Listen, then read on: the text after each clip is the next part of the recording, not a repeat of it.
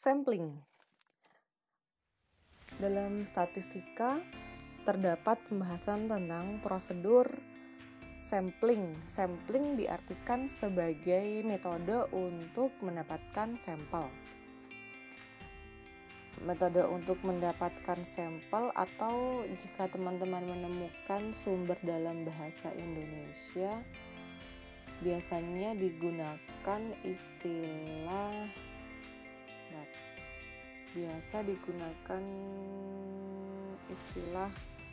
penarikan contoh. Di sampling ini istilah lainnya dalam bahasa Indonesia adalah penarikan contoh. Jadi contoh itu sama dengan ini.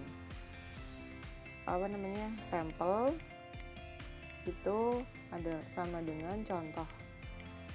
Atau sampel ini sering dituliskan sebagai sampel gitu ya, sama dengan contoh.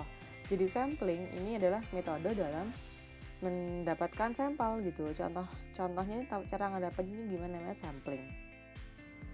Daripada men-select every item in the population, prosedur sampling ini berfokus pada mengumpulkan a small representative portion of the larger population.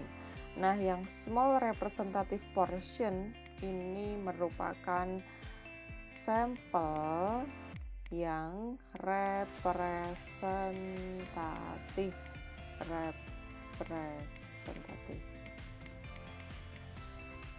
Hasil sampel yang representatif ini tadi kemudian digunakan untuk memperkirakan karakteristik dari seluruh populasi, the entire population gitu.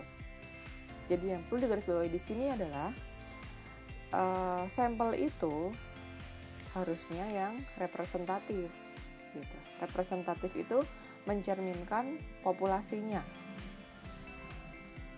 Sampel yang baik itu representatif.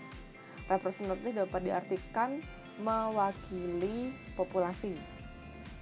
Jika sampelnya representatif, maka statistik ini adalah hasil angka atau gambar dari sampel yang diperoleh dari analisis terhadap sampel akan mendekati yang didapatkan dari populasi. Jadi statistikanya ini diharapkan statistiknya, misalnya angka, data itu bisa mendekati si populasi, padahal statistik tadi kan didapatkan dari sampel gitu. Jika suatu metode sampling cenderung memberi sampel di mana beberapa karakteristik populasi direpresentasikan berlebih atau kurang, over atau under, maka metode sampling tersebut disebut berbias. Jadi bias itu adalah tidak sesuai gitu, nggak representatif. Kalau di konsep ini loh ya, di dalam pembahasan tentang representative sample, bias itu kalau karakteristik yang kita dapatkan dari sampel yang kita ambil itu nggak sesuai sama karakteristik populasi, nggak menyeluruh gitu. Suatu metode sampling yang berbias punya kecenderungan memberi sampel yang tidak representatif. Misalnya gini, saya sering kasih contohnya masak sop ya. Anda masak misalnya nasi goreng deh. Kalau nasi goreng pakainya wajan ya.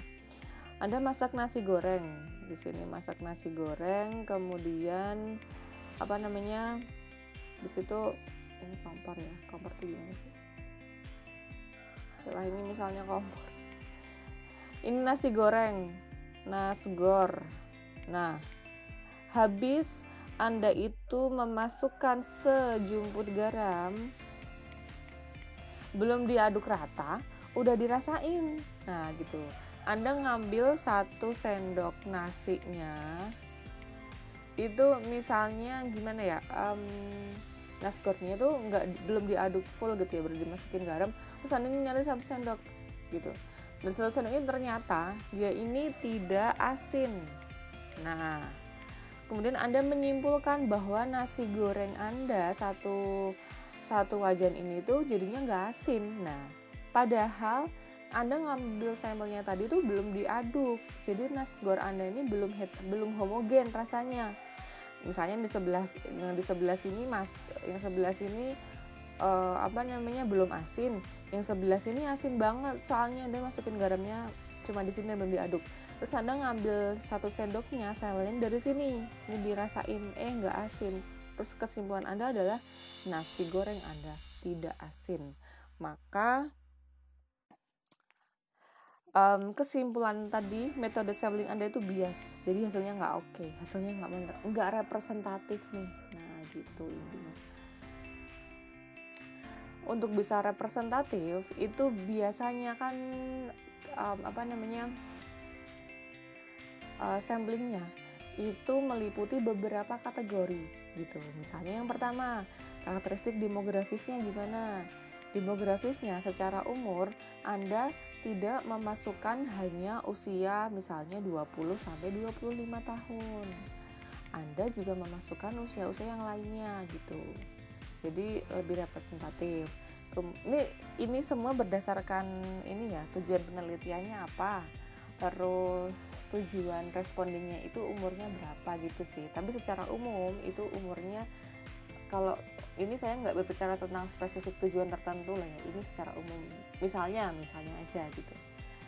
Kan ada emang penelitian yang targetnya memang usia-usia tertentu gitu. Tapi kalau nggak ditargetkan usia, harusnya usia itu dikontrol gitu, keragaman usia dikontrol dengan cara apa? Dengan cara umurnya itu diambil yang nggak cuma umur tertentu.